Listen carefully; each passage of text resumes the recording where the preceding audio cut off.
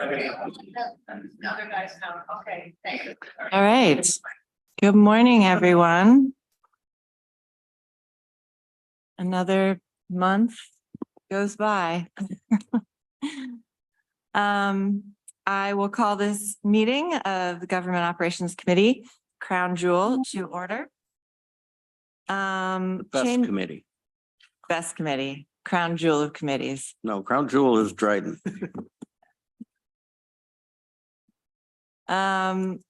Let's see, we do have a couple changes to the agenda.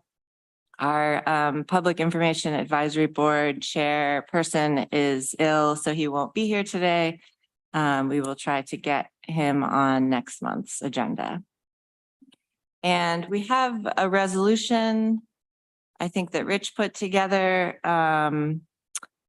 Maybe we'll save that to the end under committee member topics. Okay. We get to the real crown jewel.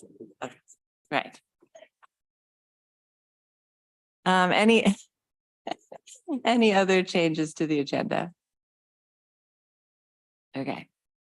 Comments from the public? I don't see anyone. We haven't heard from anyone. Minutes approval from July 6th meeting. Can I get somebody to move that? Mike moves, seconded by Dan.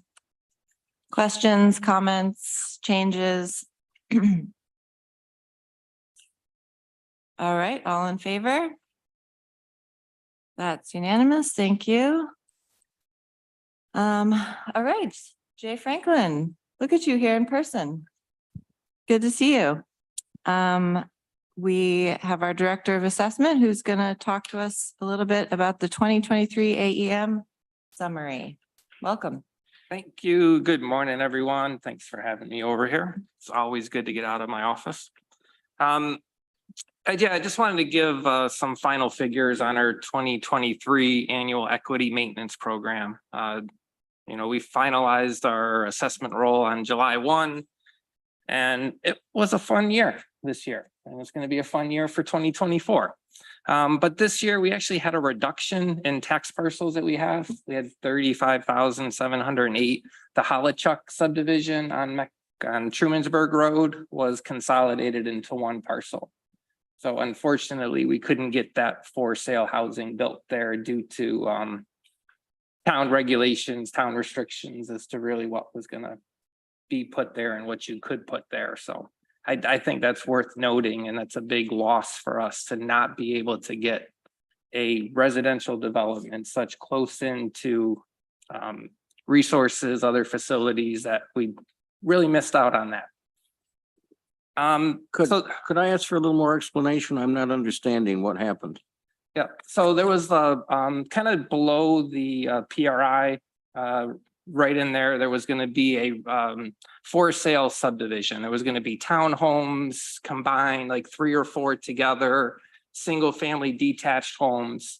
The town of Ithaca, according to what I know, required the developer to put in all of the road, put in all of the infrastructure, but then required them to sell the closest lots to the road first, as opposed to the more desirable lots that would overlook the lake.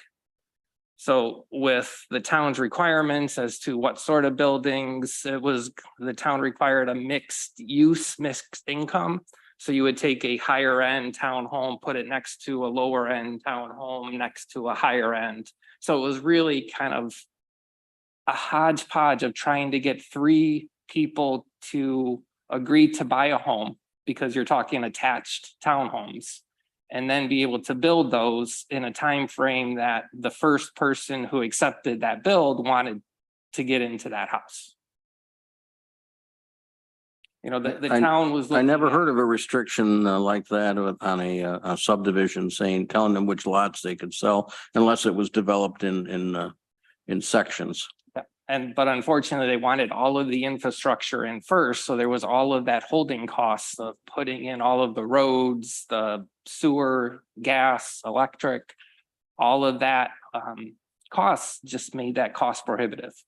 I want to hold you up, but that's exactly the kind of thing that that we need to reexamine, certainly in the housing committee, because if there isn't help to developers putting in infrastructure, it's not going to happen.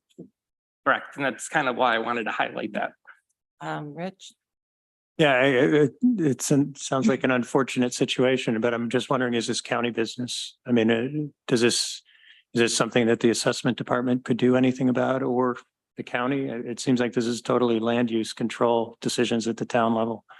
Yeah, I don't think it's anything that we can do. Okay, But it's something to note, you know, as our supply of for sale housing hasn't caught up with demand, we're seeing those results and excessive sale prices.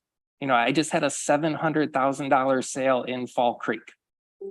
Fall Creek is almost becoming more desirable than Cayuga Heights. And that's something that I don't think I ever would have yeah, thought I'd say. And I grew up in Fall Creek, so I get it. I had a great childhood. You could get to anywhere you wanted to go, but I don't see it. But, you know, it's just a reflection of the market. All right, let's let Jay continue. So this year we made 26,131 assessment changes, a little bit more than our average of around 8,900. The vast majority of those were increases. This year we only had 1,467 informal assessment reviews. Typically we average 663, but that's less than 5% of the overall assessment changes that we made. As an industry standard, you typically expect 15% of the changes come in. You know, you plan for 20 and you hope for 10. So I don't quite know what to make of that. Either our numbers are so good, people are disenfranchised, or our numbers are so low that people can't make an argument. And I think the third one is really the answer, because we're still in an appreciating market and we're always playing catch up. By the time we put out a tentative assessment roll on May 1, that's based upon the prior July 1's values. And we're seeing prices go up 10 to 15% at least a year. And I'm monitoring that, looking at parcels that have sold multiple times over the last year. Just in this last batch of deeds, I had 2 sales that sold in 2022 and also in 2023, and we're seeing over a 10% increase on both of those with no physical changes. Our total number of formal grievances was 210. That's just a minor number compared to what, you know, typically what we had. Nothing that we can't handle. I put a chart in here showing our taxable value. I'm pretty sure this last year was our highest taxable value increase since I've been there in 1997. You'll kind of look on the chart and you'll say, wait a minute, what about the jump between 2008 and 9? Well, that was just a jump because we went from 85% of value to 100% of value. There really wasn't a whole lot of change there. can I just jump in for a second? Yeah. I just noticed that we crossed the $10 billion mark. I just thought it was worth noting. You know, it's quite a number.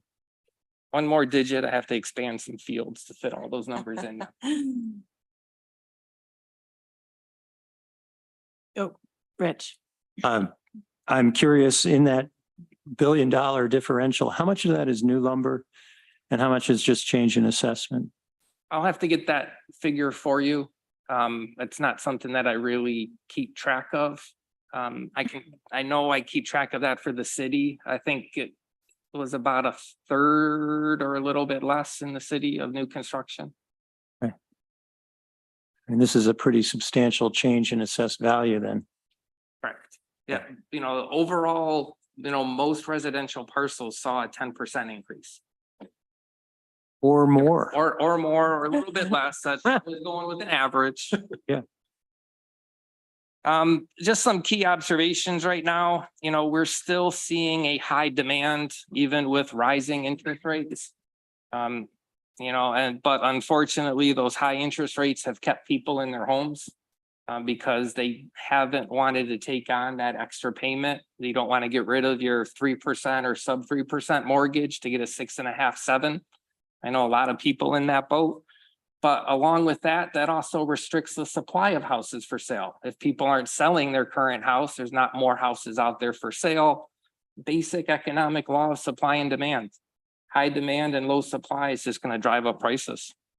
I know I keep hearing, corporations are coming in and buying single family homes to rent them. We're not seeing that here. I read every deed that comes through. I look at who the buyer is, and, we're just not seeing that on our single family homes.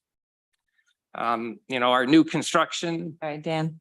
I just wonder, so I always look in the newspaper, each week they publish all the sales, and I just always look through that. And so many of them are to LLCs. What is that? Is that just people? I mean, do you have any thoughts about that? Yeah, I think most of those are for rental properties and for liability purposes. Every once in a while, you'll see someone who wants to hide their ownership and they'll put it into a LLC. I get a lot of requests, not a lot, but I hear from other real property tax directors too. Some notable public figures don't want their name on their ownership. Judges, police officers, things like that. So then they'll put that into an LLC to kind of hide really who that true owner is. What's your impression that most of these LLCs are not big companies, they're just Correct. people? There's a lot of local landlords who every time they'll buy a property, they'll change it to 128 East Buffalo Street LLC. Just the way to keep that separate. But I kind of defer to the real estate attorneys here as the real reason for that. A lot of the people who own multiple houses will set up each house in an LLC. Then if there's a liability issue, only that house is as an asset is subject to liability, not all of their assets. Susan? I have a follow-up question about that. The district that I represent, South Hill, for a while, there were a lot of, I also look in the paper for that, houses being bought up and then demolished where apartments would be built. Would this cover the LLCs be part of that? Yeah, I'm not seeing a lot of that right now. Yeah, it seems to have slowed down. Yeah, and I think construction costs has a lot to do with that. Kind of competing against yourself as well. Yeah. I think a lot of the landlords that have built things recently don't want to compete with themselves until they fill up fully and become stabilized in that development. So I think there's a lot of factors moving in right now.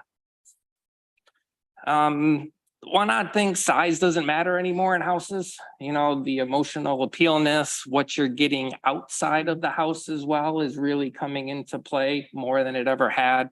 We're starting to get more interior designs that don't lend themselves to us.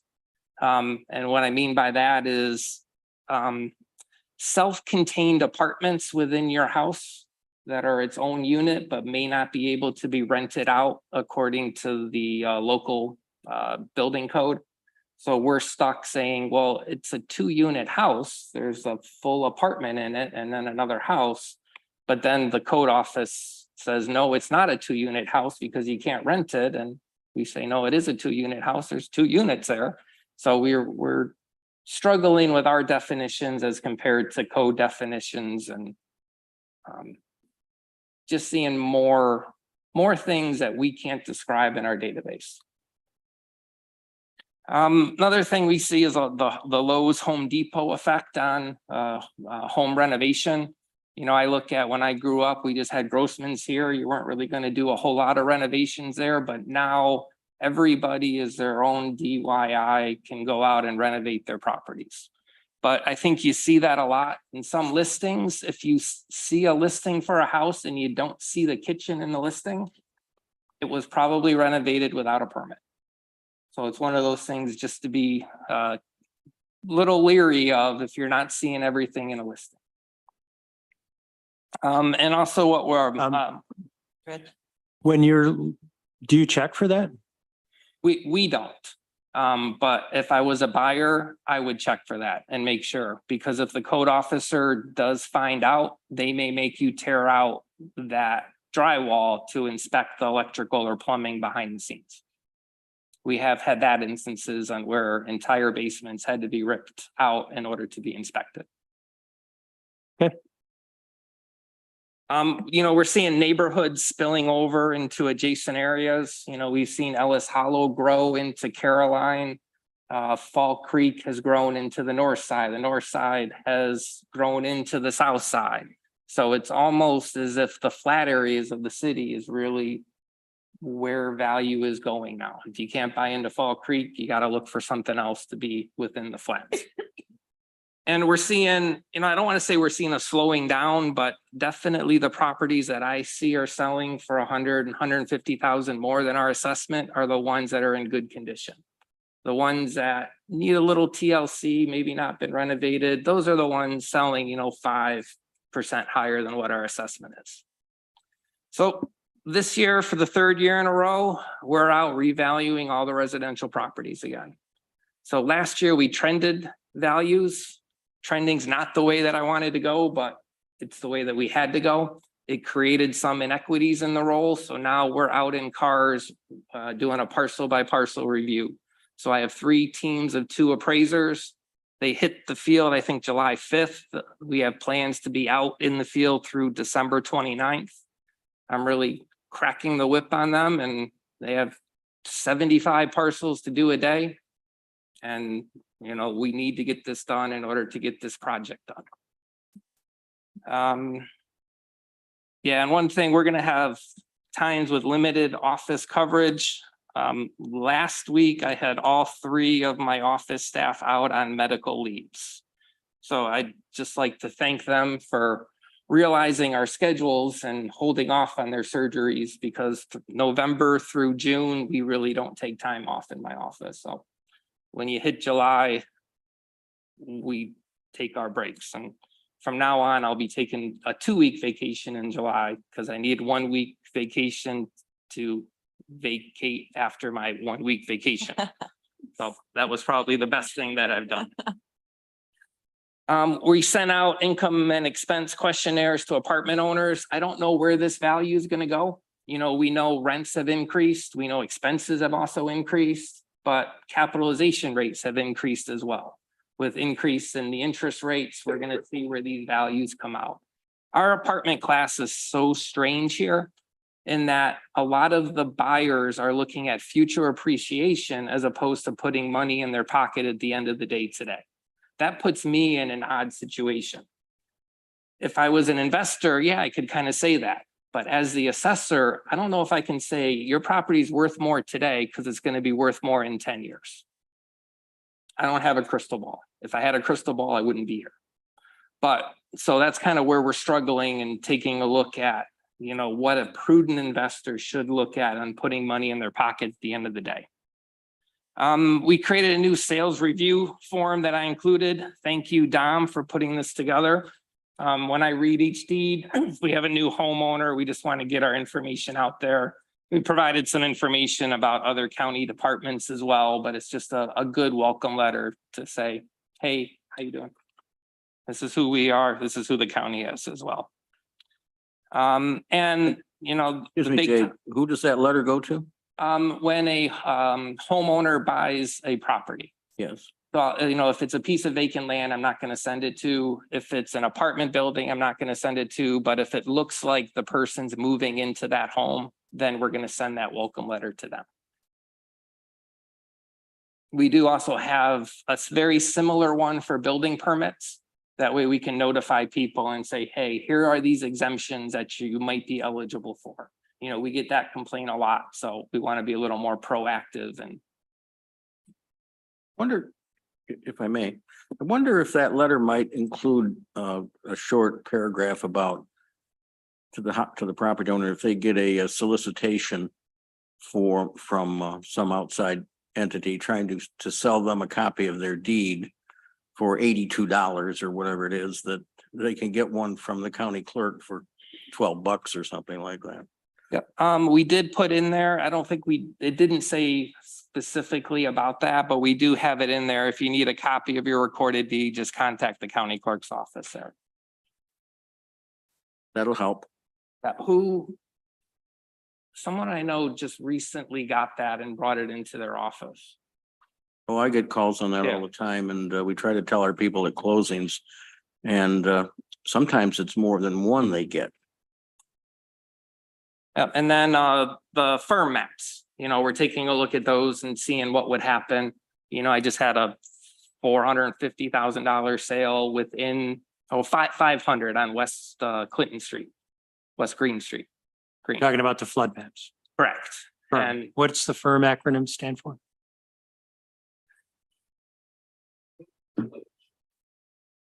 Thank you. thank you. Yes, to kind of see where that's going to go. The time then these maps were originally created, we saw Lake and Willow, Lake Street and Willow Ave were put in there, and there was a shift from owner occupied homes to rental properties, was what I was told. I was in elementary school, so I didn't really care about floods back then or firm maps, but it'll be interesting to see what happens. Will value decrease? Will it change what type of properties are in there? What's going to happen to commercial? But I'm really appreciating that the county is putting an effort to address this and look at this. It's good that we're making it a focus, and it's not just the city's problem, but it's the county's problem as well.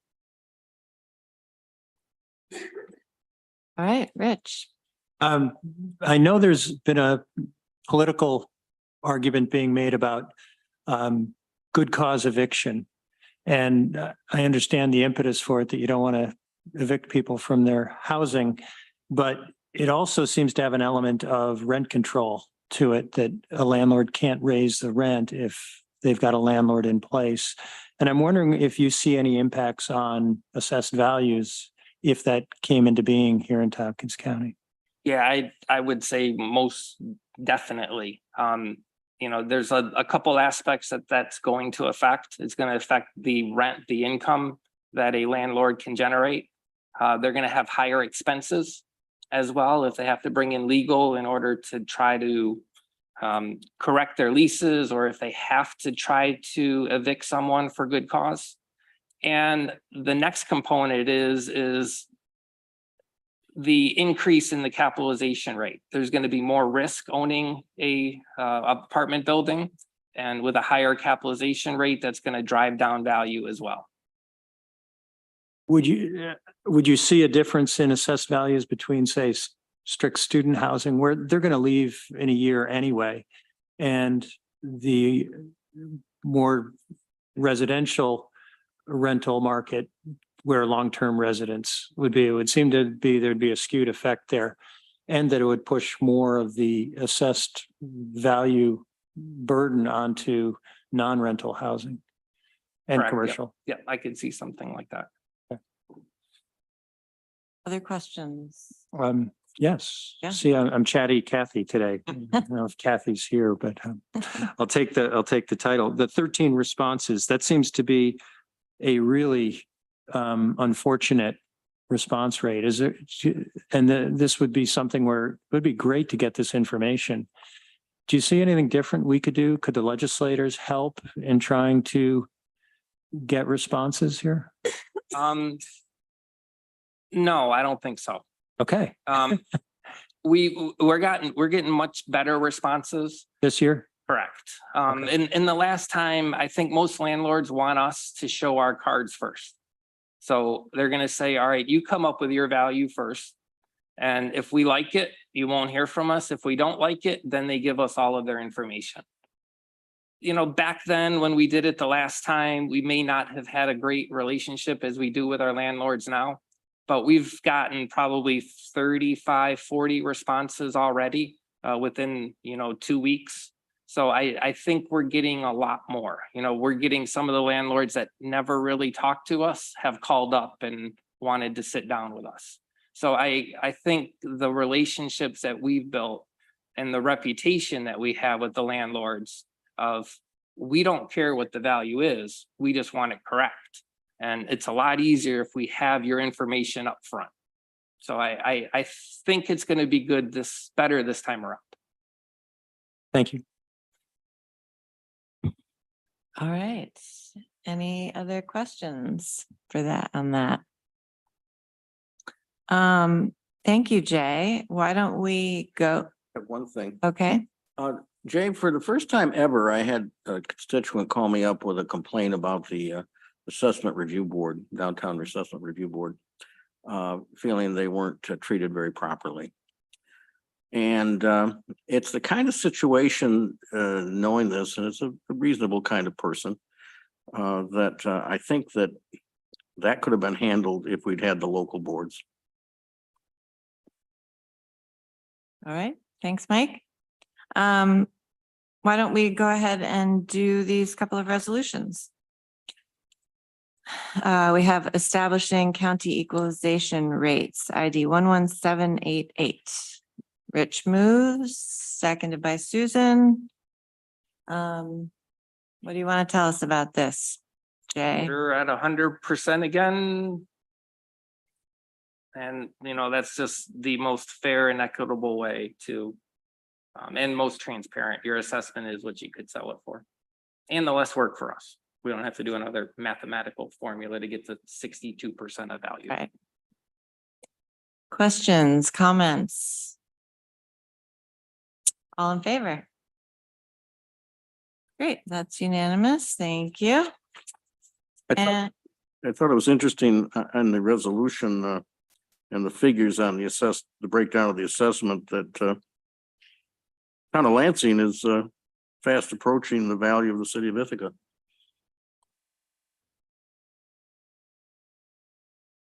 yeah, definitely growing.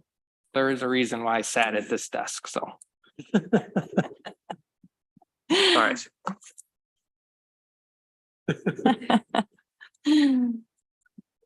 Okay, next resolution, adoption of regular and supplemental reports of footings, totals, and assessment rolls, ID 11785. Somebody move that. Rich, seconded by Dan. Thank you. Questions, comments, thoughts? My favorite resolution of the year, because I get to say, because we always did it this way, is why we're going to keep doing this way. So this just takes a snapshot of the final assessment roll and puts it in one place. So at some point, when some researcher 40 years down the road wants to look at all of this, it's going to be in the nice same format that they can aggregate all this data. Very thoughtful of you to think of future generations of historians. Amanda? Yeah. Just curious, looking at once a year at the total exempt properties. Our county is remarkable in having over a third of its properties exempt from taxes. And certainly it's even, I think it exceeds half in the city. Is there any state initiative to try to do something in small communities where it's a university industry? I don't think so. I haven't heard of any. I mean, I'm seeing it more outside of this state, in Boston and New Jersey. I think in Minnesota, they just started taxing hospitals, even though it's a not-for-profit hospital. No hospital is really not-for-profit. Their profit ideas are at least trying to sustain themselves. So I'm seeing it more on the healthcare front as opposed to the education front. But there are some universities that are kicking in through a pilot payment a lot more money than they currently would have to under the New York State real property tax law. Well, I asked because that discussion is getting underway with this between the city and Cornell. And it may lead to some reasonable resolution, might not. But it doesn't seem to be the most functional way of resolving this issue of tremendous amounts of exempt property.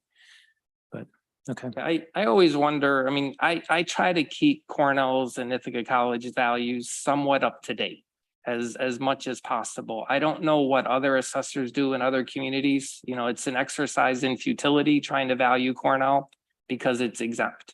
So I'm wasting efforts that I could be putting forth on taxable values, but I know a lot of people use that figure and to look at it. So I want to put it within some reason. But, you know, Cornell's even more complicated because of the statutory component to it. So if you look at a endeavor and you may say, oh, wait a minute, that definitely looks taxable. But if it's part of the state arm, according to the state ownership of it, it's exempt regardless of the use. So it's fun trying to keep track of Cornell.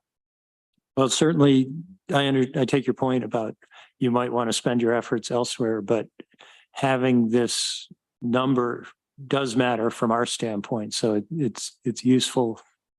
And please continue. Anything else? All right, let's go. Wait, we moved this, right? Yes. Yeah, okay. Let's go ahead and vote. All in favor? That's unanimous. Thank you very much. Thanks, Jay. Anything else? Nope, I think we're good. If you try to get one of my appraisers, they're probably going to be out in the field. So you're stuck with me and Tammy and Carrie in the office. So, All right, well, thank you But- for all the work you do. but it is great to have no one in the office. You Yeah. could actually get work done too. So Thank you. All right, moving on, administration, we have some various updates and discussions from Dominic.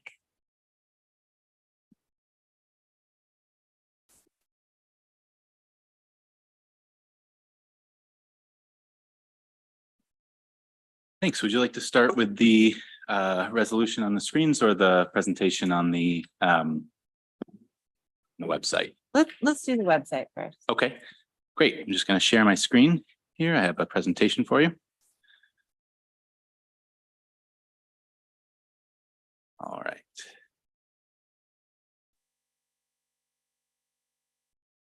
Should be, there we go. Okay. So thanks for making time for this today. I've prepared a presentation looking at the Tompkins County's website. This follows several different intersecting conversations that I'll detail here shortly. And this sort of goes over the current status and planning for the future and looking to inform the legislature about some opportunities and options in that vein. Let's see here. So wanted to start with why we should focus on the website, or why at least I and some other employees who've worked on this feel that we should. It's really our information hub. This is where all of our different departments, most of our departments, a few outliers, are connecting to. It's a very cost-effective tool for the number of people who use it relative to what it costs the county. It's one of our primary opportunities to advertise or deliver some of our services across the county. Used by most departments. I say that because the airport and recycling have their own tools that they procure separately. It presents some challenges, but also some great opportunity. It's a lot of people's first impression with our government and the services that we offer. And I think we've had discussions here in other spaces about what we've learned from COVID-19, really our ability to be a consistent and credible information provider to the community. And a majority of that during COVID-19 was through our website as a tool. So just a reminder of how successful it was during that time. I wanted to relay to you some of the analytics of our website year to date, how well it's been performing. So we've had just shy of 300,000 users on the website. Yes, some of those are duplicate people having different sessions on their computer. This is not necessarily an exact science in that way with how people are accessing the internet or from several different devices. If I use it on my computer and then my phone and then my home computer, I might be 3 users. So it varies. And this is all from Google Analytics that looks at our site every minute here that we can see. So about 1,500 people are on there a day on average. Some days peak at 3,000. Certain days have peaked at 4 or 5 times that, depending on the information that's sent out or what. And it's at its low point on Sundays. It's on track with 2022, almost exactly the same, which is interesting to see, but it is down significantly from 2021 in the throes of COVID. It was a bookmark that people used consistently. So that was very successful. Those users made up just under 500,000 sessions. So that's someone returning to the site in a defined time period. It changes for people's settings. So it's not, again, not an exact science, but they're averaging, looking at just 2 pages on our site per session, averaging about 2 minutes. And then a data point that's very important is 70% of our users are for our sessions are looking at it on the desktop, laptop or computer rather than a mobile device. And that's, you know, I think our site is much better on a desktop. So that's probably why people are doing that. But that is way skewed beyond the industry average of around 50-50. And it's actually in the industry moving the other way, whereas ours seems to have moved more toward desktop. So that's a sign to me that it's not working for people in the way they want to access the information.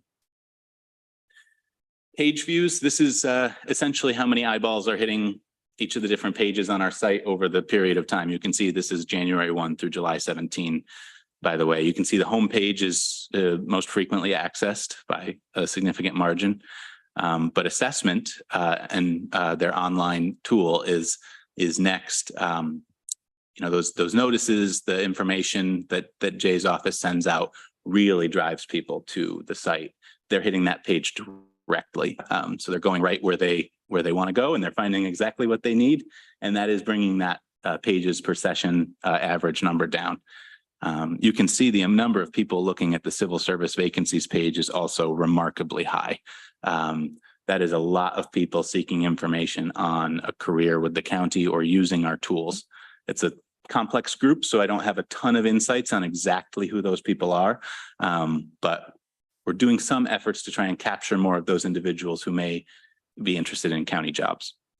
Then you can see some of the other pages. I won't go into the level of detail for the rest until after, if there are any questions.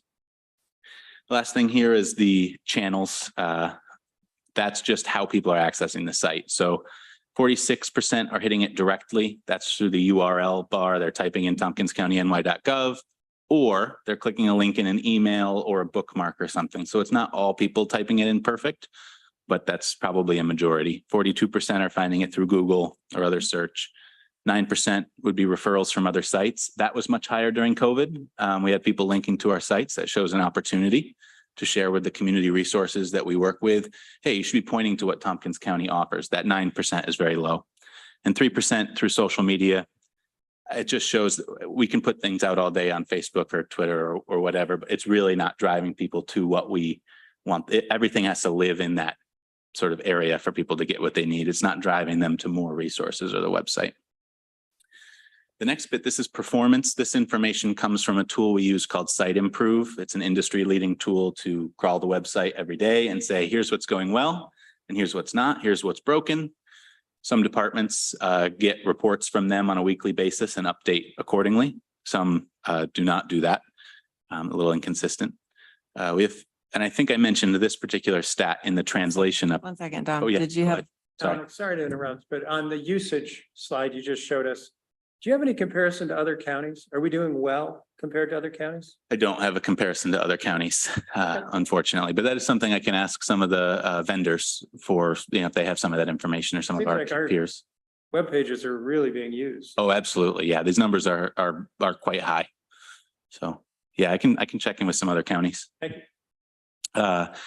This next slide, I will show you a few benchmarks against government as well. So performance, I talked about this a little bit during our translation conversation in a previous meeting, where when we were translating the website, we ran into a lot of grammar and information issues. That number has climbed to over 1,500 issues with content on our website. That is nearly an insurmountable task to go back and edit every single one of those and then prevent it from happening again. And it's a very much a cat and mouse game. And that's only on pages with critical public information or designated as critical information. So I see that as a charge to do something different, but a very big issue for us. Some are, yeah, just grammar and spelling, you know, but that has implications too. And some are like really outdated information or and that can have different implications depending on what the information is.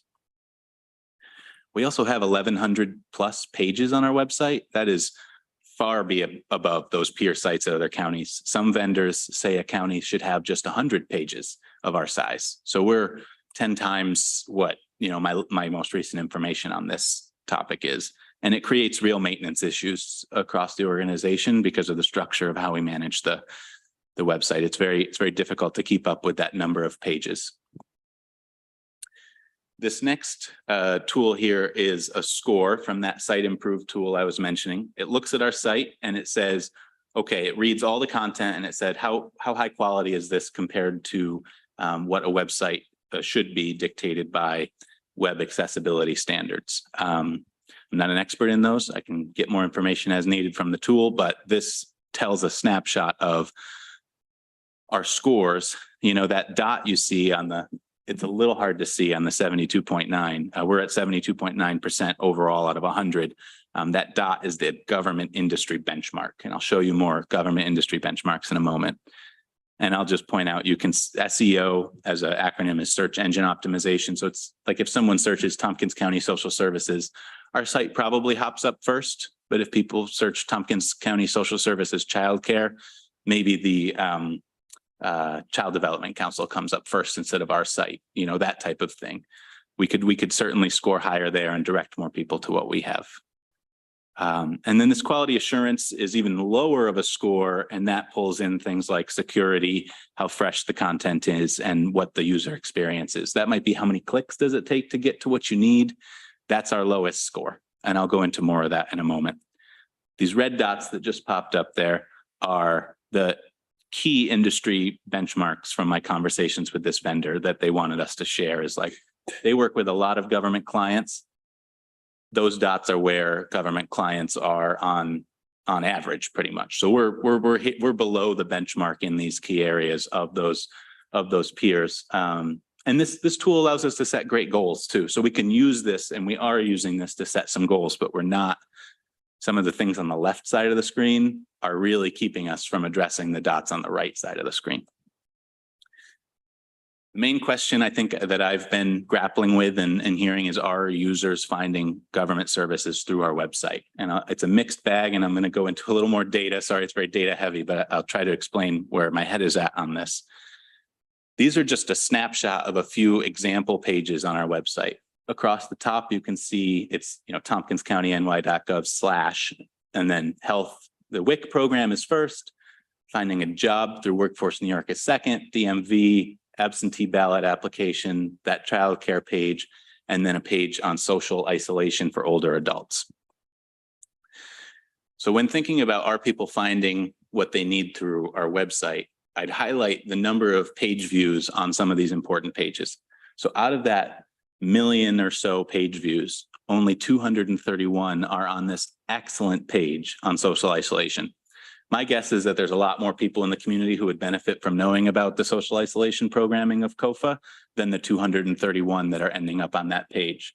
So that's a goal for me and the folks who work on this to say, okay, we know we need to increase the user experience of how someone finds that resource, because it is a very good resource.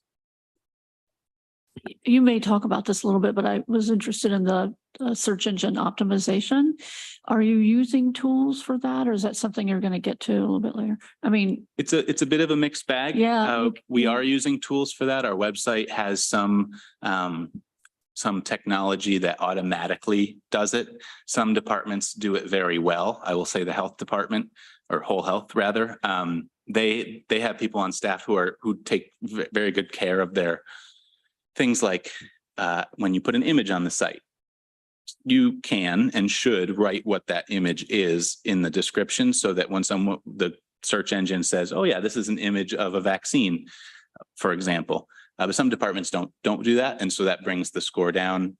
So it's a mix. Some departments do it very well. Some departments haven't gotten there yet. you know, I was looking at that low number and wondering if that SEO could be used for some of that. Again, it may be something you're going to talk about. That's a perfect example of where we could probably look at that page and say, how can we get more users to this page through those channels? You know, that's a great suggestion. The next thing I wanted to point out is this most popular next page. This is a really cool tool where we can say, okay, you're on X page of the website. Where do you go next? And so this one I circled because people are on the DMV's site, which is a lot of people visit that site. But then a very high number compared to other next pages are finding themselves on this how do I page. That page isn't for the DMV. That page is for the entire county website. So someone is on the DMV's page, and probably from what I can see in the analytics, not finding exactly what they need and thinking that how do I page is going to give them DMV information, but it doesn't. It gives them A to Z of the county's types of activities. So for me, that also shows, okay, we need to address this how do I page. We need to reimagine how the top of the site works for people because they're not understanding that they're in a department site. They're thinking the stuff on the top has to do with the department that they're in, but it's not. It has to do with the whole county. That happens to me all the time. So that's great. So that's part of why that user experience score is so low. And then percent exit. This is complicated, but I thought it was really interesting with this outlier here with childcare. So this means that they're leaving the site entirely. That could be either we're linking off to something that they need or that they've hit a dead end. This is a little intuition to kind of tell which is which. So I guess I won't tell you is exactly what this is because I don't know. But people are either finding exactly what they need or they're hitting a dead end and getting frustrated. I hear both from the public and users that are happening, but that stat helps me understand where that's happening. This is, again, a lot of data, but I'll break down a few interesting points for you. So we talked about earlier that departments page right at the top of our website. It lists all the county departments and it gets a lot of views.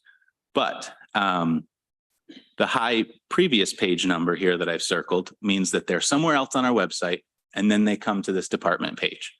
That's showing that they probably didn't find what they were looking for on those other pages. And our site doesn't have a lot of places to say, didn't find what you were looking for, or, relative to our services or information like that.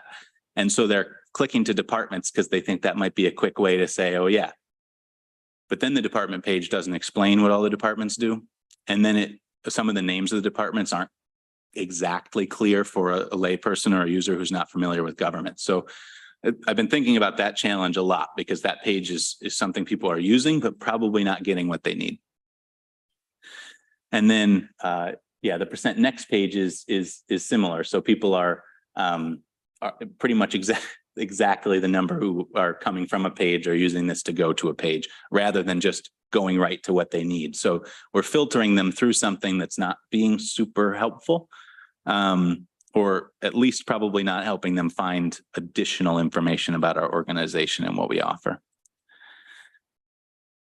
Those 84%, both of them, they're coming from and going to other county pages. Yes.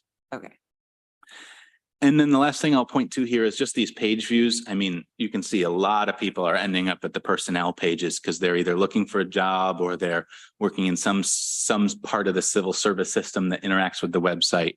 But things like DSS, which arguably offers the most number of entry points into different services for people, is very low here. We're not getting those types of services in front of more people, even when they're hitting this department page. So I don't have an answer to that. It's just a question that, when I think about a benchmark of how are we doing well, getting more people to the services that we offer is really where I would like us to head, and where our department staff want more people to head as well. So I know that's a lot of data, but I think it tells some interesting stories for it. So really coming back to that question. All right, Chatty Cathy. Sorry, go ahead. Yes. That slide was interesting to me, in that as chair of public safety, I was looking for all the departments to report there, and only the sheriff even shows up, and at 3%. So it looks like the public is not getting public safety information through our web pages, which is really interesting to me, given, let's say, like Department of Emergency Response has a lot of stuff. You have the district attorney and probation, and I'm trying to think about that. Yeah, that's a really keen point. They're definitely not. It's not. Most of those public safety pages are not ranking highly in any of the areas that we've talked about. We made one major change to the front page of the website to address some of that issue by adding siren alerts to the homepage bar. And even that really hasn't gotten as much traffic as I'd expect. Part of it is because the technology hasn't worked the way I expected it to, and I could go more into that in a different conversation. But yeah, I feel like we're maybe not explaining what the county does or what people would find there well enough either. Yeah, and I know the sheriff has worked really hard in the context of reimagining to put a tremendous amount of information on the page. And so it's not percolating out. I'm also curious, is the Community Justice Center within our webpage system, or is that in some limbo between the city and the county? Because that's another one I would think would get a lot of hits, and It's a separate tool.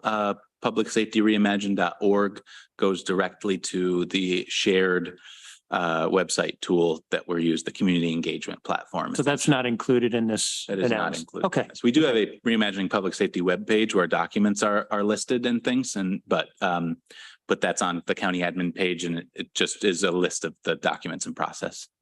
thank you. Yeah, certainly. So yeah, sorry, did Dan have? Okay. So yeah, users may be finding exactly what they've searched for because they're entering the site correctly, but they're not discovering new things. We're not telling a broader story. We're not helping people engage at that slightly deeper level. And then we're not driving traffic equitably across the site. We're not getting, that 231 page views on a great page about social isolation is, I think a call to action of we need to more equitably drive traffic. Public safety is another perfect example of people just aren't finding that information at the level we might expect them to. So with all that said, there are some future planning and thoughts around the website. And earlier this year, I pulled together an internal working group made up of some power users across the county.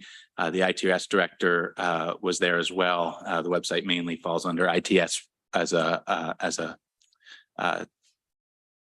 expectation action item. It's in their wheelhouse for the most part right now as well. Amanda participated as well as chair of GO. And I also included feedback from department heads. So I reached out to all of our department heads on several occasions in department head meetings and got some independent feedback from them, which was helpful. We had 3 facilitated discussions, and I surveyed our user group for some insights. And what we came up with as themes of what that group wanted to work on: how do we make it more mobile friendly? How do we navigate better to services across the whole organization? And kind of concept might be called digital wayfinding. You might be familiar with wayfinding signage out in the community. Thinking about that digitally is really interesting on our site. It doesn't happen very well now, but could in the future.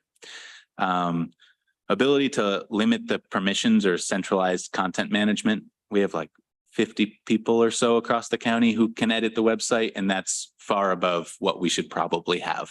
Every department has 1 or 2 people who might be able to edit the site. That leads to an inconsistent voice or inconsistent content. So that issue came up. Meeting and exceeding accessibility standards. We've made great progress, but as you saw in those dots of where we are, we're below even the baseline industry expectation. Customer service, our site could do more to deliver good customer service to people. There are places where we excel, and there are places where we don't. And then, just a more up-to-date user experience and feel for the site. So that's what our working group told us that we should be focusing on. And it aligns very well with where those gaps are I was presenting earlier. So in thinking about what the next steps are, I wanted to present sort of 3 different options that I see for moving forward with the website. This has implications for how, I request budgeting through the county administrator and plan for the future. So having some guidance from the legislature and from government operations on what approach you might want us to take will really help me address these issues from my standpoint. So I've laid out 3 alternative options here. Alternative option A is clearly the most expensive option. That would bring the website activity centralized in county administration, and it would bring on a digital content manager to ensure that consistent quality and content. So those 1,500 content issues, those 1,100 pages, those accessibility things, that would be someone's role. That would be someone who we say, okay, this is a priority for us to get this right, and we're going to have that expectation set and bring in that sort of expertise, manage the user experience. And that would also include a new content management system, which is just essentially the new website tool that we would transition to as well. Option B is just the new tool, but rethinking how we ask departments to do this and setting new expectations with departments and doing more training. Probably ultimately a heavier lift on departments to do more, but still with the new content management system that would modernize our website and give us some tools. And then option 3 is maintenance of the current structure of what we have, just essentially continuing what we have with slight improvements on training and guardrails for our users. The reason that that's still $6,500 is because I think some level of an OTR to continue that site improve software would be very helpful for the county. This year it was discontinued or it wasn't in ITS's budget for 2023. So I moved some other funds and communications to keep it so we didn't lose any old data. And then I did run a pros and cons, and I'll send this back out to the group as a PDF afterward for you, but I ran some pros and cons for each that we can look at, most of which I just hit on, but this is really based on those goals from the working group and the sort of assessment of how these things would move forward. And then I'll just share, there's some industry practices around steps to redesigning a website that we would lean on. This wouldn't just be what we think is best. There are really some excellent tools out there to use. We're really at this stage between definition and planning and selecting of a new content management system. So long way to go, but that's kind of why I'm here today, to sort of prime for some decision making on what path we'd like to head down. Would it be possible to go back a slide for a second? I was reading the pros and certainly. cons and I went slow.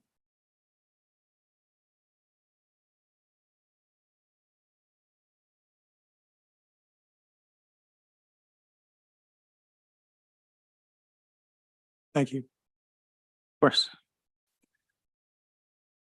Other key resources I just wanted to highlight, there really are some amazing things out there. The federal government has since 2012 or so come out, yearly with new guidance, policy, direction on how to make digital services more accessible to the public. And that's certainly on a much larger scale, but a lot of it is applicable to what we do. And I don't see why we couldn't apply some of those playbook items directly to this. And they have toolkits to help us do this. So, the framework is there for us to improve what we have.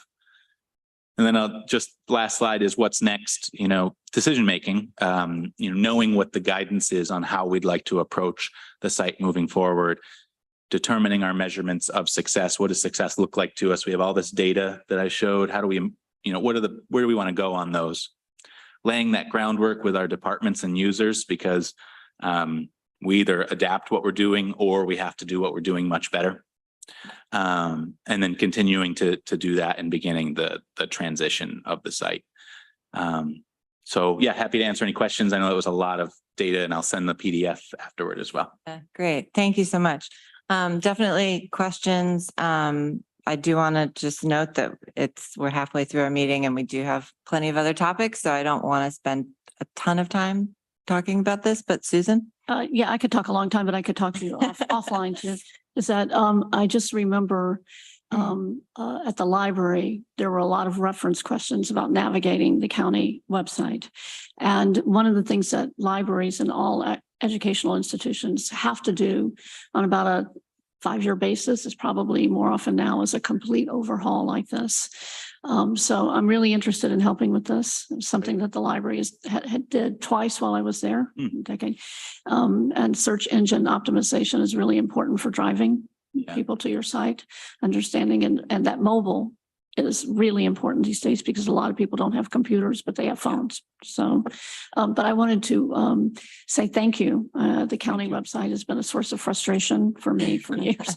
And I really applaud this work. It looks fabulous. And I'm really appreciative. Thank you. Thank you, Susan. Shauna? Yeah, so I think one thing that one positive that COVID brought forth was us starting to really live stream our meetings. And I met with a constituent about a week ago, and she provided me with, there was this news article that came out back in June, and it talked about 77% of local governments in New York State are not live streaming. And then it goes on to say there was a big Cornell study, and they looked at 1,240 cities, towns, and villages, and only 23% of local municipalities are live streaming their public meetings. And then it goes on to state that we found there's quite a lot of variation. The highest streaming rate is in Tompkins County, which has an 85% streaming rate. There are plenty of other counties where not a single municipality within the county stream their meetings. So I thought that was pretty cool coming out of mytwintiers.com. So, Yeah, I mean, I think we do a lot, and it's funny that, you know, Susan, you're really fired up about this. When I came on 5 years ago, I was like, we got to change the website, and there were changes, and you know, it was a process, but it was yeah, I mean, I think my thought at the moment, and then I'll get to Mike, is just that we could do nothing. We could do nothing, and it will just sort of snowball, and next year there'll be more problems, and the year after that there'll be more problems. So I think we have to continue to try to keep up with the times, whatever, you know, that looks like. Mike? First, want to say what a nice presentation, Dom. Thank you. Thank you, Mike. Having watched the website over the years, we're never going to get to perfection. It'll never happen. We can try to keep up with it as we seem to be doing. I would not be in favor of adding a position in administration to handle this. I just think we've talked about it in budget and other places that this year we are going to hold down the number of new positions to only something that might be very, very vital. So I would hope that we can go forward with other possibilities that, and Dom has given us some of them. Thanks. Dan? Dominic, do you have any information about how much the meetings portal is used? Didn't show up in the top 15 or 20 on most of the pages that I look at. That's on the analytics, but I can absolutely go in and see how many people are clicking to it. Our YouTube gets, you know, a good amount of traffic as well in lieu of that. So that may change it, but I don't have exact numbers. Thanks. Chatty Cathy? You Oh, I guys are just- both, I meant- this meant is to- the Chatty Cathy I corner. just wanted to say to Shauna's comment, Shauna, you're right, but we have always been a leader. We were one of the first ones to broadcast our meetings, all of our meetings. And at one point, we also broadcast the committee meetings, but decided that we weren't getting enough viewing on that one. So we just went back to the twice a month full meetings. Yeah, Rich? Yeah, thank you for the presentation. This is really interesting. And I am quite curious about how we compare to other counties. My sense is that just as with streaming, we're probably ahead of other counties in terms of what's on our web pages and the work we put into them, even if our scores aren't where you'd like to see them when people get there. I think I share Mike's concern about adding a head count. If we can do this not cheaply, but less expensively, I think I'd favor that. But you make a pretty good case in my mind that we should be doing something. And so probably B of your options is where I'd lean. If I could just add one thing on that. So this is good information to have as we move forward. I will say one of the implications is certainly going to be the impact on my work plan as the communications director. It will very much be, in order to do it right, I think it will take time. And so it will take a significant amount of time of mine. And that's okay, because I think this is really important, but I think that's a part of the consideration too, is it will likely limit some of the time I might have in some other areas as time goes along, but just to raise that. And on the other counties piece, during COVID, one insight I can share is a lot of counties, our traffic during COVID was not, all of it wasn't just Tompkins County. All those surrounding counties were clicking to our county. Some days we had higher traffic coming from other places than here because we were putting out information so quickly. And it's because we had a bigger structure. Our health department, at the time, they committed people to do it, and it drove that traffic from the other counties. So that's one insight, thinking that those other counties didn't have as much traffic during those times. But I'll ask around, and I've got some other public information officers that I can pose the question to. Thank you. Susan? I had questions about on the portal for the legislature. You can go back and look at, there's a link to go back and look at previous meetings. Do you have numbers on those? For most of those, we'd have to go to the vendor who provides that portal, fine. It's which not we can important. certainly do. I'm just curious. That's a great question. And I think Granicus is that meeting management portal vendor. They're also our vendor for a few other things like the Gov delivery email. So we have a good relationship with them, and we can try to get that specific information about the portal. And I'll just say that, and I won't ask any more questions. I'll talk to you later. That's But okay. I hear from a lot of people that more people that they go to the YouTube viewing than they do to the streaming. Yeah, we have about, I think, between 600 and 700 YouTube subscribers who get notified when we start meetings. They don't all watch. Don't worry. Great. This is great discussion, information. I feel a little torn about the question of, do we add another person? Because I do feel like it's important and to get the work done right, and not take away from everything else that you're doing. It feels like it's necessary, but yeah, we have discussed not adding more people. So I don't know, feels like a tough call. Are you wanting something specific from us today, or just? I think taking this conversation and moving forward with Lisa and talking about what gets put in the over target request, structure that she's planning is our next step. So this, she'll either be watching or listening into this and report back to her and go from there. So we may prepare, more information on each of those options in case you'd like a little bit more detail. We have gone as far as just preparing and scoring what a position would be. That's part of how we got to the budgeting dollar amount there. So we do have some of that background information that we've gotten feedback on and are prepared to share. So I can, continue to compile those and work with Lisa for the OTR process to deliver back to you all. I had a follow-up. This seems like an area where there might be grant opportunities. Have you looked in that direction for some headcount assistance in the short term? Looked into some of that. Absolutely. Some of those national resources.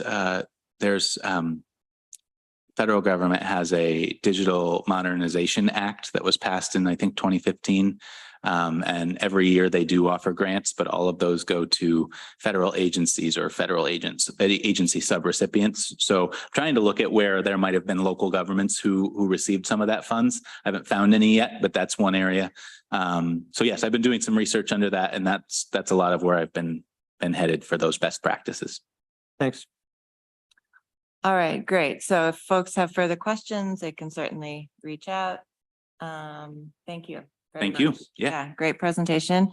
And we're gonna keep you here to talk more about technology in chambers, and which we've talked about, I guess, was that last month? And so to try to give some specific direction on how we want to go forward. So I'll turn it back over to you. Great. And thank you, Katrina, for coming up as well. There is a resolution, draft resolution that you have that could commit us to the new setup for the screens that we demoed and have discussed here. The one that was inside the oval, or the Jesus fish, or whatever it was described as, is gone. It was returned to the vendor. It was on loan. I did get measurements of having a slightly larger screen that was discussed and things, and that's not a big change. It was 55-inch, a 65-inch would fit. We'd still be able to procure it within this. So yeah, as at that last meeting, I had presented 3 different options, and there's a memo to that effect that outlines replacing projectors with more vibrant and technologically updated system. That would be somewhere around 78,000, I believe was the number in that memo. And then the screen option, which the resolution is prepared for, is south of $15,000 as an option. And then again, option C would be maintaining what we have, but these projectors have had some serious issues happen, or actually our whole camera system, as you experienced the other night and right now, has gone down. That's being replaced separately, but the technology is really aging. So it is relatively urgent to make a decision before the projectors fail further without planning around that. Okay, great. So we have a resolution that's an option. I feel like I heard from numerous legislators that they felt like this was the most reasonable option. That's why we have a resolution to this in this way. So I guess just folks' thoughts. Do you want to move forward with this resolution? Other options that you want to do? For purposes of discussion, I'd move the resolution if you'd like. Okay, great. Seconded by Susan. Okay. Mike?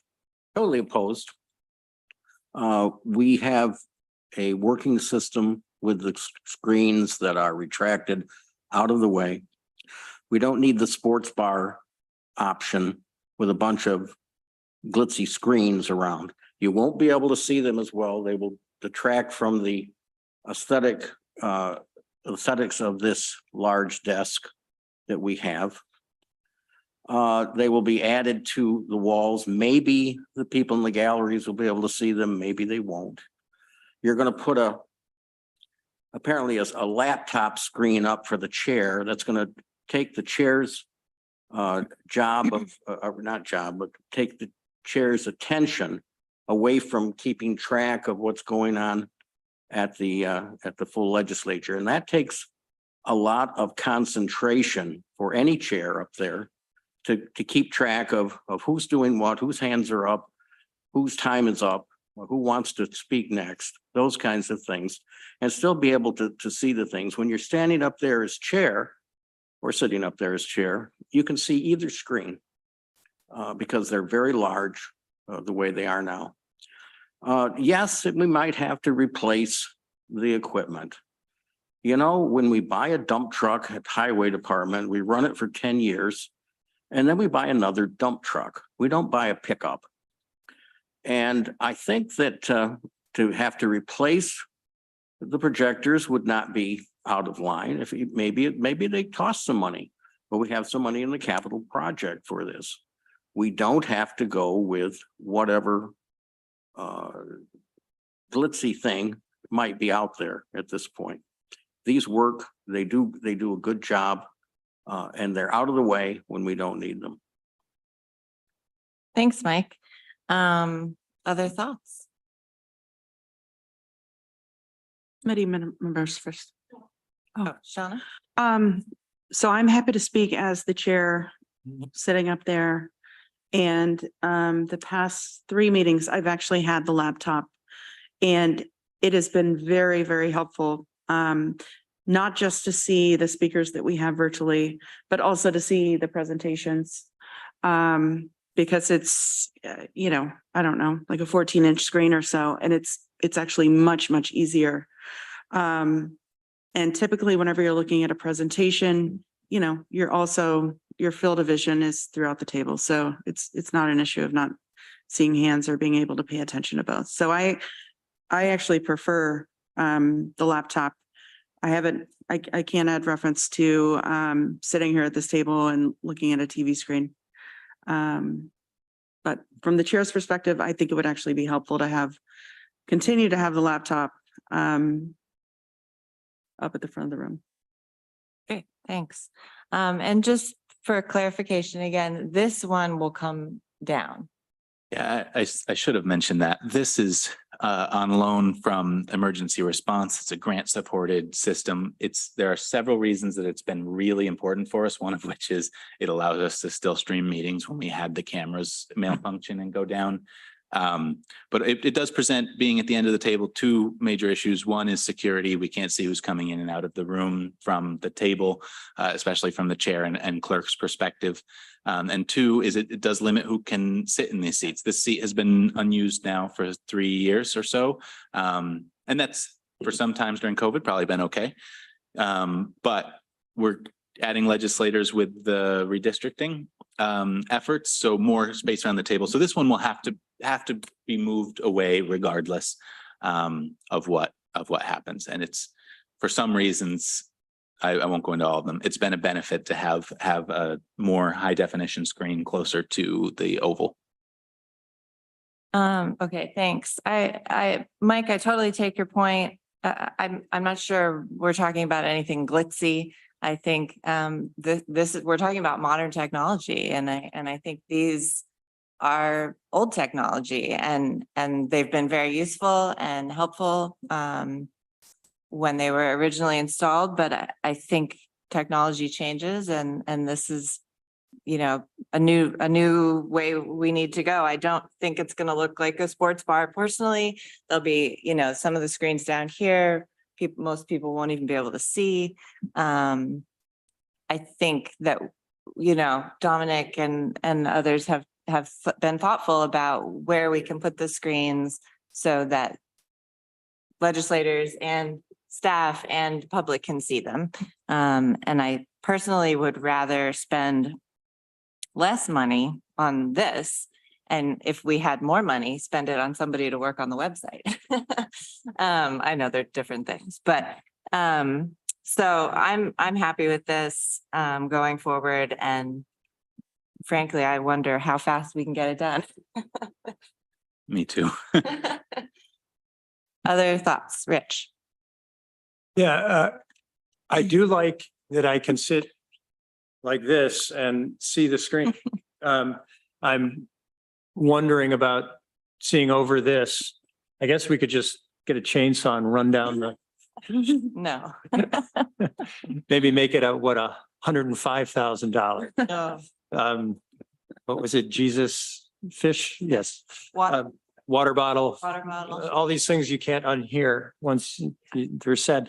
I'm reminded of a book by, I think the author is Henry Petrosky, but he was talking about technology, and he was saying you don't necessarily get improvements with technology, you get different.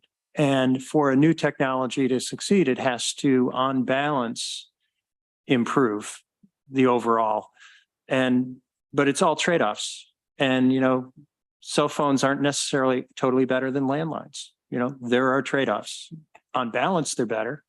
But here I'm thinking, yeah, I like this, but if we do this, you get rid of that, we clean up that end, the architecture of the room would be visible. I think I'm leaning towards this. I can sit up every once in a while. That's the trade-off. 1 second, Mike. I was just going to ask the clerks if they had any, I mean, you've been part of this discussion, if there's any pros or cons that you think. I'm supportive of the new technology and changing everything. I think that with a monitor up there, we can see from the front of the room. I use the same laptop that Shauna's been using the last couple meetings to see who's on Zoom and everything. My concern is how Zoom will be accessed, because we won't have the keyboard and everything. Is it going to be the same way with a new monitor?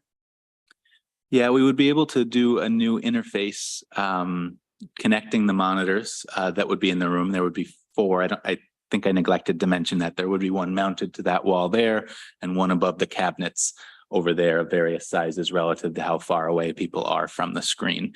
That system would allow, we would set it up so it could do 2 things. One, it could act like this, where it's closed in the room for executive sessions. That may require a keyboard to be brought up there, or to wherever someone's managing people in and out of a meeting.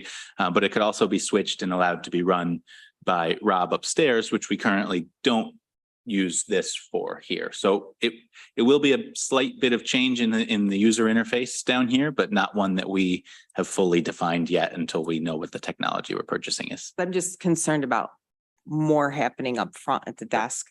And we don't have the room for another monitor. We don't have a room for another keyboard. And plus we've got tasks already during meetings. So, but Absolutely. other than that, I do like the idea of changing. Thank you. Mike? How are the people sitting at the end going to be able to see these screens? The people at the end can see some of the screen, certainly, but I also think there may have to be some times when they're looking at the one that's up on the wall that would be 65 inches there. And unfortunately, perhaps turning to the side to see the one in the back if they're not, actively using it. So it is a slight bit of a challenge in terms of the ergonomics of how it might work for a few seats. I don't disagree with that. It's something we'd have to adapt over time in that way. And we don't have to adapt it with the existing screens. Susan, go ahead. I don't, I find from where I'm sitting, first of all, I'm short and I never show up in anything. So that's okay. But from where I'm sitting, the lighting makes this screen not easy to see. I usually look at this screen, but then because uses Zoom, that covers up part of that screen. So, but I'm also, because I'm short, I'm a little concerned about having to look over like that. But that, when I had a chance to look at it sitting on the other side, if it were moved up a little. I also agree with Rich that I think part of the room is, the beauty of the room is blocked by these screens. I understand the point, Mike, about the desk, but I also worry a little bit about, I think the people sitting over there will be easy for them to see that screen. It'll be easy for the people sitting here to look at that screen. So I am a little worried about the people at this end. So, but we really do need to do something, and it's easy enough to figure out how to make adjustments once you have something in place. Absolutely. Yeah. And sitting in each of these spots as we're installing things, I think will be really important as well. That's something we would work with the vendor on. And yeah, we may need to adapt over time because we want to make it useful for everyone in the room in the best ways we can. That's totally true. Dan? Couple of things I haven't heard yet mentioned. First of all, when the one meeting I did from up there, there's a lot going on there, and there is a lot of attention. It's a whole different experience. And the laptop was there. I personally didn't use it during that meeting, but it made me think of a couple things. One is that, correct me if I'm wrong, but any of us could put a laptop here in our own desk if we want for those difficult angles and that kind of thing. That desk is much smaller than I realized up there. It's hard to fit all that stuff, like my water bottle, and I like put stuff behind me. I didn't know what to do. That's all separate. Just that laptops, everyone could use their own laptop if they wanted. The other thing was something Jim Blizzard told me a long time ago, Jim, who handled that room for a bunch of years, is that when this room was set up, having to have those screens there limited the camera angles. And he would have designed it differently if those hadn't been there. So there's an opportunity to redo that part of it too. And if that makes it a better experience. Cool. All right, why don't we move this along and go ahead and vote on this. And then obviously the full legislature would still need to vote on it at, I assume, the next meeting, right, Brittany? Yeah, okay. We already moved it. All in favor of the resolution to install new monitors for digitally viewing content in the legislature chambers? All opposed? No to the sports bar. That is 4-1. That passes, and we will look at that again at the legislature. Great. Thank you. Thank you, Don, for all the work and the presentation and answering all our questions. Anytime. While you're up here, any other questions for Dominic or on other topics? Thanks. Thanks for being here, as always.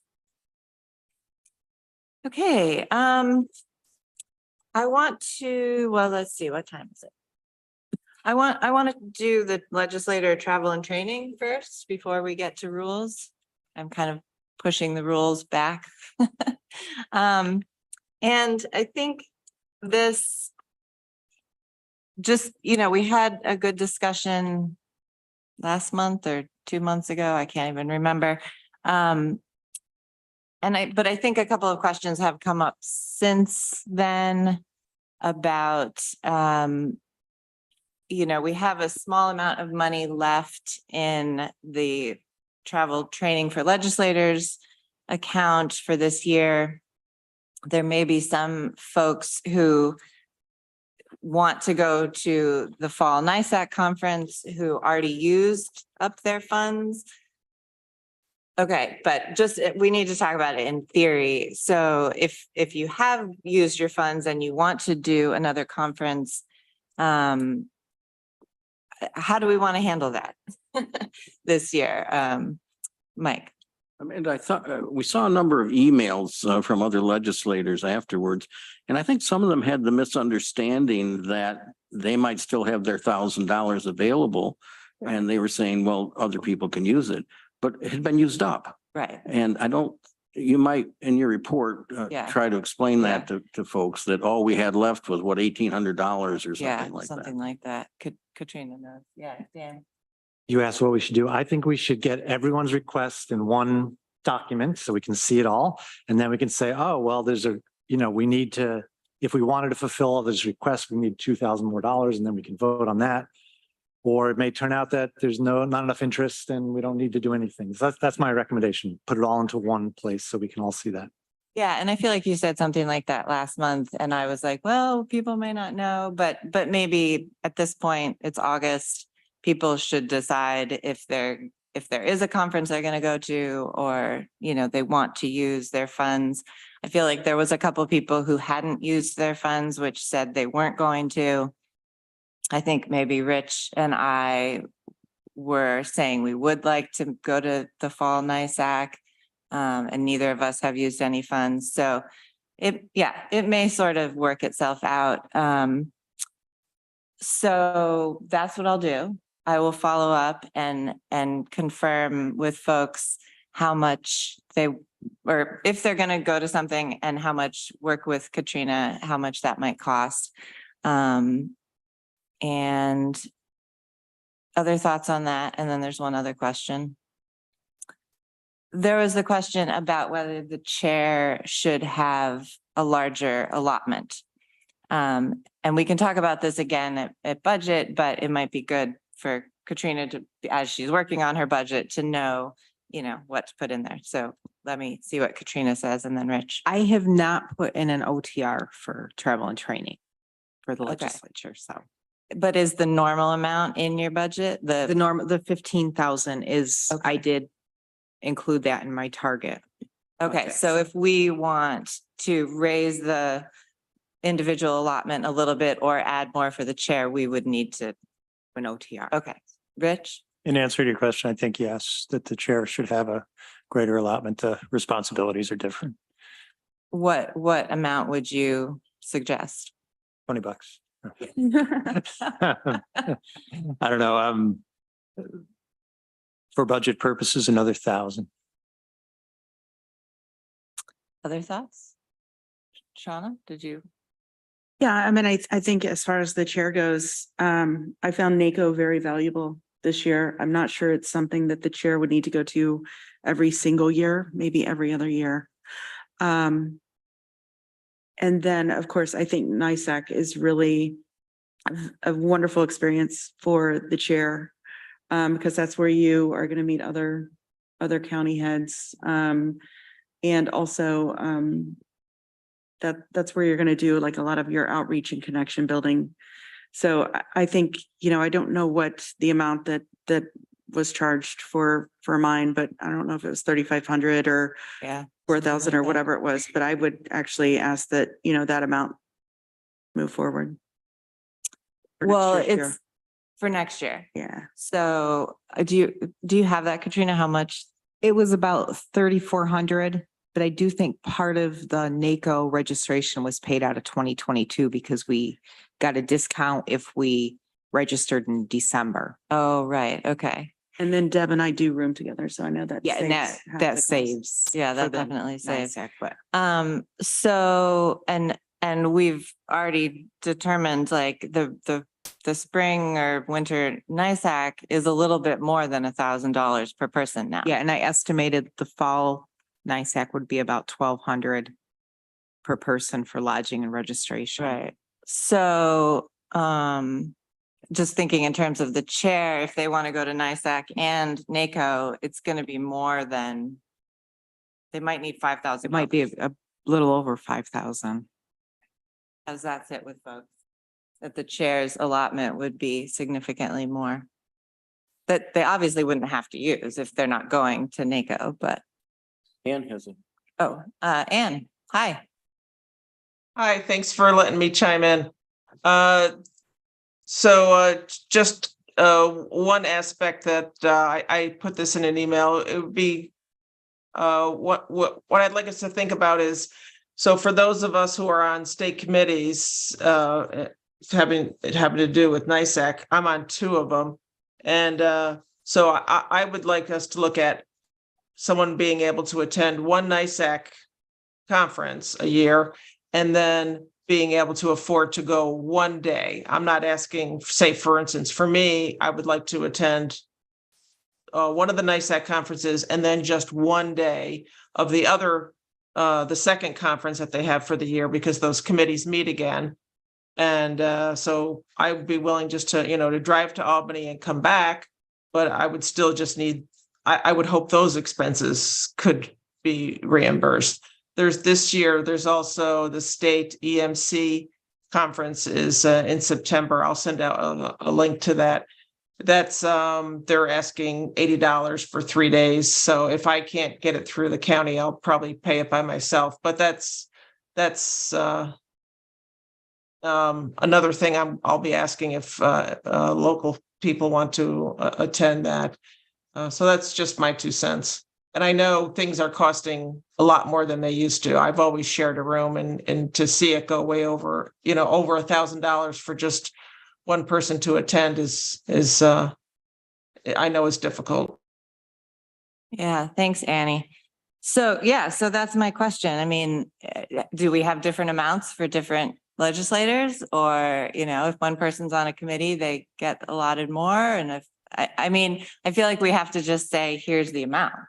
And you can either use that or not. And then the idea was originally that some people wouldn't use any of theirs and that other people could, tap into that later in the year. But I don't know. What do people think? If somebody says, I've got these other things I want to do, but our budget line is empty, do we make exceptions?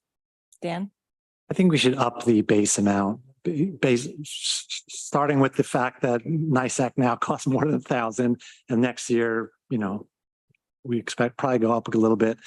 And then, as Ann pointed out, like if you want to go to one other thing, a committee meeting or something like that. So I don't. Right now, we do 15,000 for 14 people. Is that right? I'll go to 20,000. So approximately $2,000 per person and 5,000 for the chair. I mean, I don't know. I'm just looking for. 2,000 per person would be 28,000. I mean, that would cover be both 30. NISAC. No, Almost. Sean is nodding, 13 would be 26 and then. Plus the chair. plus the chair.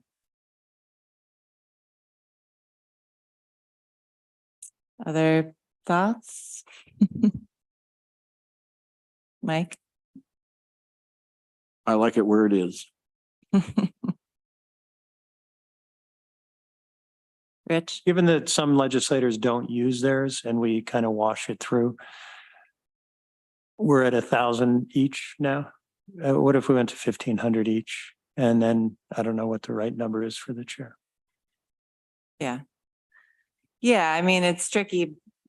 As we've seen, it's like last year, the money didn't all get used because numerous people didn't go to any conferences. But this year, it went way over because there was this particularly expensive conference. So, I mean, I guess maybe that has to come into play, that if next year 5 people say, I want to go to NACO, I mean, I'm not sure that we can support that. Shauna? I think the previous year too, we had new legislators that went and the cost for NISAC was waived Right. for new legislators. So we didn't see the $1,000 Yeah. come off of Right, there. so it was even less. Yeah. So I would suggest 1,500 and 4,000 for the chair. But then there should be play in there within our current policy. How does that feel? 1,500 per person, It's 23,500. 4,000 for the chair. Again, with the hope that, you know, some people may not use any of it and that could roll over. So later in the year, if people were going to go to the second NISAC, there would be funds. Mike? Let me just make the comment that for very many years, we did not even belong to NACO, let alone send anybody. I think Beverly Livesey went once that I can recall. So that's, I'm worried about setting an expectation among legislators. First of all, that they have to go to NISAC. And second, that they may want to go to NACO. Right. I think that certainly the chair should be going to NISAC and NACO if we're a member. But I don't think that we need to send 14 legislators all the time to these meetings. Yeah, definitely. And I think there are other conferences or local conferences that are much more cost effective that somebody could attend than NACO. Or other, you know, distant events. All right, so it sounds like we're aiming for 1,500 per legislator with 4,000 for the chair. This would be something that you would work into an OTR. Okay, that's what I was gonna ask, Yeah. if that's what the committee would like. Yeah. And then in terms of the rest of this year, I will reach out, find out who is using what, if anything, what they want, and then what we have based on what we have available. We will go from there. Okay. Anything else? Thank you. Thank you, Katrina. Okay, I think we have time to talk about the rules of the legislature. Did we do Ukraine first? If we could, Oh, because yeah. I will bring that to the next legislature. Okay, meeting. yes. All right, Rich, take it away. Yeah, this issue arose from one of our number and it prompted me to just draft this resolution saying, you know, we have a flag policy. This is different. This doesn't come under it, but we decided to put up the Ukrainian flag. I think there's still compelling reasons to do that and to continue to do it, but I take the point that we shouldn't do it on a just untethered basis. So this says we do it for the next year and we'll look at it again. Okay, questions, comment? Oh, should we move it? Somebody want to move it? Do we want to move it as a resolution? Because it wasn't on the, can we get it in? Yeah. I'd much rather it came from the Move to committee. add it. Yeah, yeah, it's fine. We can add it. Would you like to move it? Well, I'll second his move to add. Okay. Oh, okay, we're gonna, We don't have to move to add all right, it. she's just gonna add it. Yeah, Okay, I would move it. okay. Rich moves. I Mike- second it. Mike seconds. Other comments or questions? Just to say thanks to Rich for doing this. And then it may pass unanimously, but I think we would still want it to be on a discussion, not on the consent agenda. Yeah. Okay, all in favor? Thank you. All right, now can we talk about the rules?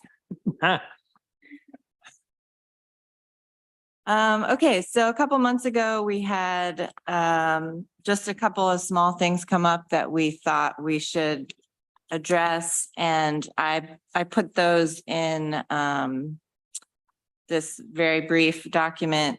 Obviously, the red lines are a couple of changes. And so the first one here under Rule 15, we had discussed some local events or local luncheons or things that legislators get invited to that may cost $25, $50. We thought that that would be something appropriate that people could be reimbursed for. So I just added that in. And I took off official telephone calls because I don't really think we have to pay long distance anymore.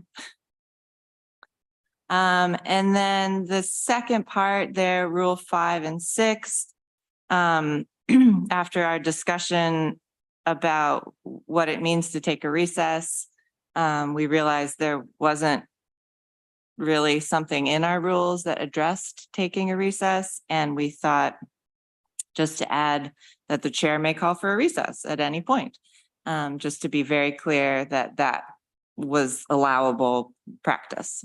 So I think those were the two things.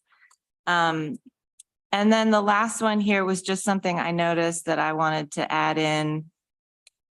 Under communication with staff, we talk about legislators doing our performance reviews of our direct reports, but I thought just adding in a clarifying, here's the process, and that the Commissioner of Human Resources will help us, because that it has been something that we've struggled with over the years of how to do. And maybe this would just give just a little bit more information that the Budget Committee will work on this and the Commissioner of Human Resources will assist this process. I don't think we need to put in the process because we don't really fully have a process. So those are my basic changes. Any questions or comments on those before other things? Yeah. I support all those changes. It's just a question about the first one, adding the luncheons, et cetera. Does that money come out of the same fund that we were just discussing? It is. Yes, it does. Okay, thank you. Okay. Anything else? Otherwise, people feel okay with these changes? Okay. Mike. On the recess, I think that's a great idea. I wonder if we should add to that something about a recess can be called by the chair if there's a disruption in chambers, for example. Right. Was that, we discussed Or should that. be called even. That was under point of personal privilege, right? Didn't we discuss that? That's, I mean, we can add that, but that technically was in the Robert's rules, as I recall. That anyone could call for a point of personal privilege, which was like, if, there's sirens right outside and we need to shut the windows, or there's some kind of disturbance and we need to, say, stop the proceedings for a minute while we deal with this. I think it already says it under Rule 5. Tell me if this is what you're getting at, Mike. The last sentence in Rule 5, it says, in the event of a disruption during a meeting, the chair shall have discretion to recess the meeting and reconvene at such a time as the disruption has ceased. Oh, that's exactly what I was thinking about. So I guess we don't need to do anything.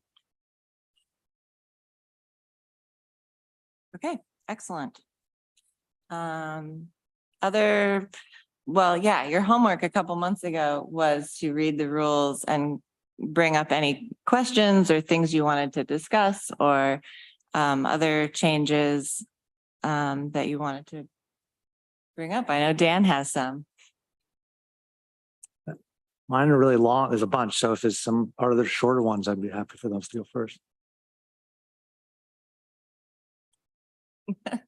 Susan. Well, I had questions because there are things I don't understand, and I wondered if there were some examples. Sure. For example, so I'm looking on page 9, it's Rule 6, motions and their procedure.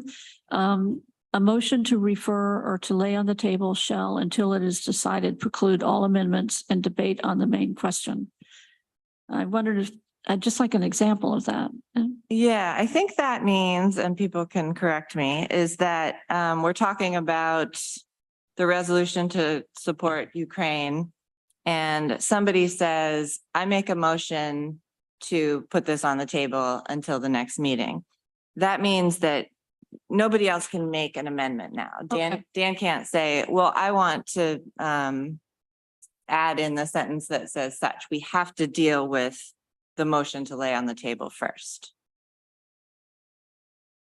That makes sense? Yes, it does, but I thought you were going to add, It kind of just stops everything on it. yeah, okay. I think somebody told me once that you don't talk at the table. So when you put it on the table, you don't talk about it anymore. That's just, Okay. Right.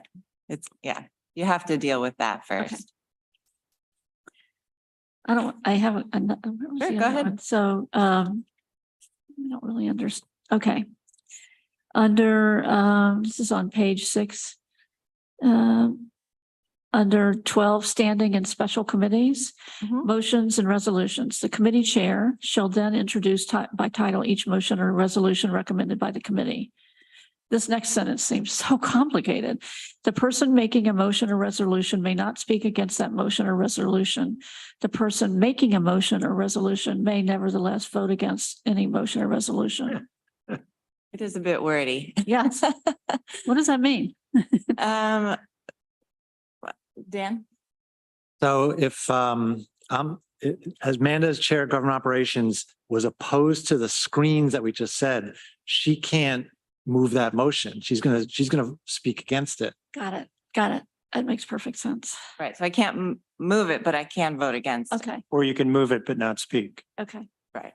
But then you could say, but I think it's a terrible idea. Okay. Thank you. I only have one more. And this is rule 9, motion to rescind. Actually, at the top of page 11, or something has been done as a result of the vote that the legislature cannot undo. If I just like an example of that. I can read the whole thing. It's fairly long. Yeah. A motion to rescind cannot be made in the following cases where, So if we have said we're going to give a refund to somebody and that check has gone out, we can't take that back later on. And I think that falls under it. There's some better examples. Anyone else got a better example? Yeah, I mean, or maybe something related to the state, like they said we had to do something and we passed a resolution that did that, and we can't now go back and great, say. that makes sense. Thank you. I thought of an example. Yeah. If we vote to go into executive session saying we won't entertain any business when we come out, then we come out and make all sorts of decisions and the people who are interested went home. Okay. Thank you very much. That's okay, thank you. Thank you for doing your homework. I had one. Okay, Rich did his homework. Yeah, when you assigned the homework, I thought, well, I just wait till somebody else went and then I'd say, that was what I was going to say. But then I also thought maybe I'd say they're all my favorite. But I did have something on rule 5 or on page 5 on privilege of the floor for legislators. This sentence, as is required of the public, legislators shall strive to be concise and limit their speaking time. And this has obviously been a favorite of mine over the years. And it's interesting to me, I don't have any proposal on it, just to comment on it, that this is incredibly hard to enforce. And we do seem to be living in a golden age right now where we don't have anybody at our legislature meetings that just holds the floor. We have had that, and it's quite, I would say, destructive to the body as a decision-making machine, that you impede regular process. But there doesn't seem to be any way for us to effectively address that. We just rely on the individuals to kind of get it. And often they don't, or certain individuals don't. And it's really difficult. Hidden underneath this as well is the issue that we have had members who never speak. And we have no rule about that. But if we truly style ourselves as a decision-making machine, and I think we are, you rely on 14 voices. And certainly that shows up in the vote, but we would be better off if we were getting input to direct us and to guide us before we get to the ayes and nays. And again, I don't know quite how to do that other than through collegiality and sort of culture. So that was my thought, just as you gave us the homework, that's the one I was drawn to and I was thinking about. But it's interesting to me that we don't address the issue very much at all of the people who don't speak. Yeah. And you need them to. You need people to, even, you know, when they say some stupid things, it's okay, you know. Well, we all say stupid things. We do. And it's important. I hate to say it, but it's important that we do occasionally, that if you're not saying anything stupid, you're not trying, you know, and here I go. How See? about we put that, how Yeah. about we put that in there? If you don't say anything stupid, you're not trying hard enough. Yeah. Please put that in your report to the legislature. Okay. I mean, yeah, I totally take your point. I think in any group, there's people who share too much and there's people who don't ever share.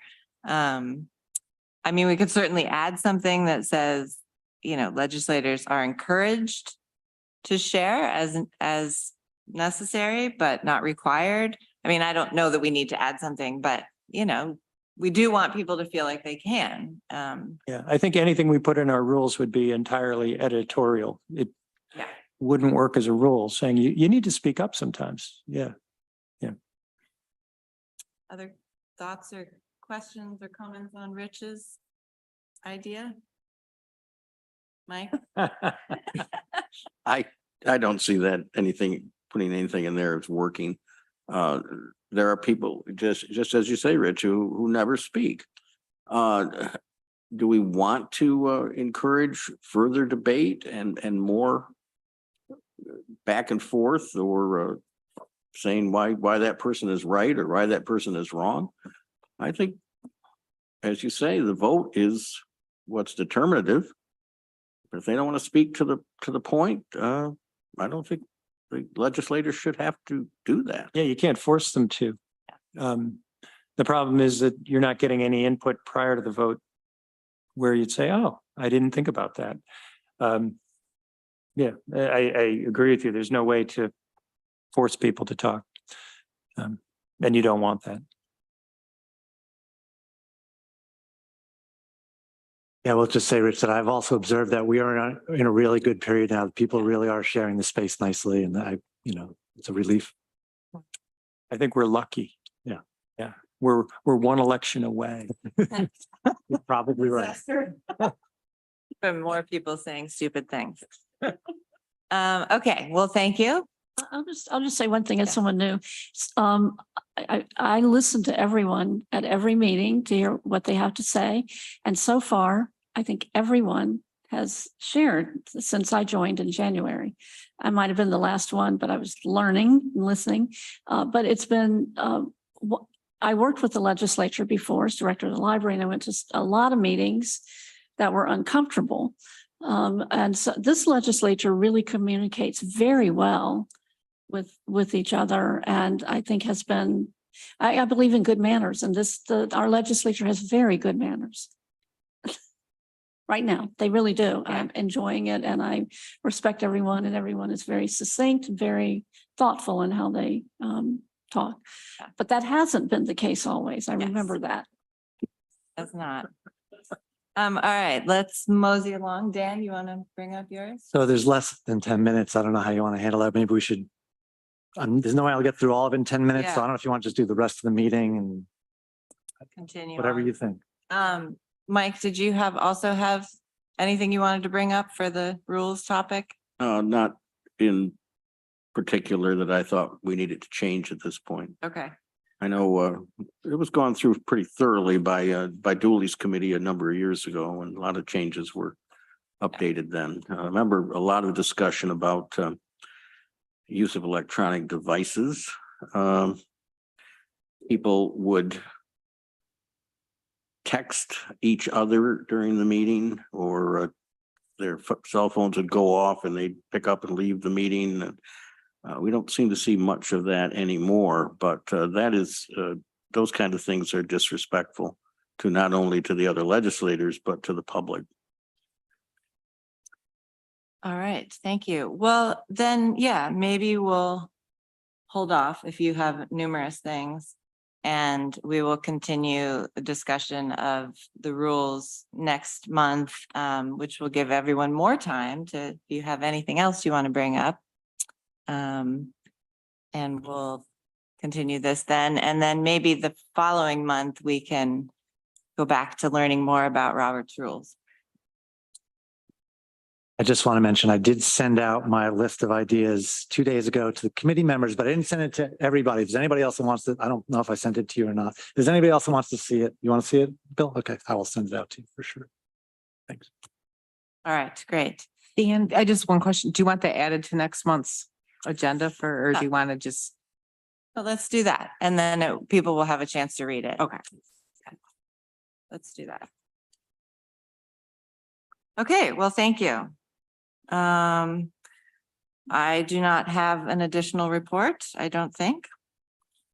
Bridget from County Administration. Hi. Thank you. Hi, good morning. Just wanted to reiterate where we're at in the strategic operations planning process. I know you've heard a couple of updates at recent meetings, but our consultants, Barry Dunn, are engaging in the stakeholder process pretty eagerly. They've reached out to internal stakeholders, legislators, department heads, deputies to set up focus groups and individual interviews. They've also been working with our community partners through the Human Services Coalition and other stakeholders that we've provided them for focus group interviews.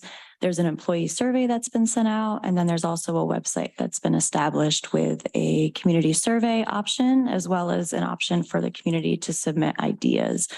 So all of that information will be gathered and inform what they are calling an environmental scan, which will be used to start to inform the strategic operations plan. Barry Dunn will be here in our community in September to do in-person community input sessions, as well as some additional focus groups with some of our clients and our direct services staff as well. They'll also, I believe, be attending our September GEO committee meeting to give an update on the progress. So that's where we're at. And please share that information widely. We're really looking for a wide spectrum of input for the plan. And that's all I have. Great, thank you. And if you legislators haven't set up your time to talk with one of those folks, you should do that. Some people taking a shorter amount of time, some people like me rambled on for 5 minutes. Okay, thanks, Bridget. Any questions for Bridget? All right, Bill, County Attorney. I have nothing of note really to report today, All right. probably next meeting. Great, thanks for being here. Lori, Director of Finance. Thank you. Just wanted to let everybody know at the next BCP meeting on Monday, August 14th, I will be presenting an investment report and a updated quarterly sales tax report. Thank you. Questions for Lori? Mike? Not a question, but I saw an article yesterday about sales tax being up this quarter in statewide. Any committee members have anything else they want to bring up? There are a couple of budget adjustments and transfers, which you will remember are for information only, but we don't have to approve them, but we could send them back to the departments if we wanted to. I think that's a really interesting thing that we learned recently, so. Anything else before this committee today?